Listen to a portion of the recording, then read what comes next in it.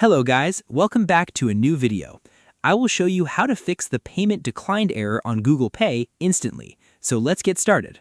First, open the Google Play Store and make sure you're signed in to your Google account. Over here, tap your profile icon in the top right corner. Then tap Payments and Subscriptions.